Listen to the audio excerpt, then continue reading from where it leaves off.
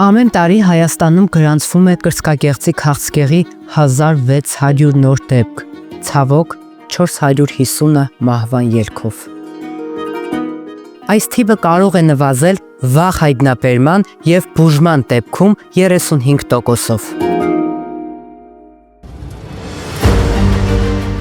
Ուժը միայն մարզումների մեջ չէ։ Ես ուժեղ եմ, որովհետև հոգ եմ տանում իմ մարմնի և առողջության համար։ Դու էլ կարող ես, հետևիր քո առողջությանը, այցելիր բժշկական հաստատություն և անցիր սքրինինգային հետազոտություններ։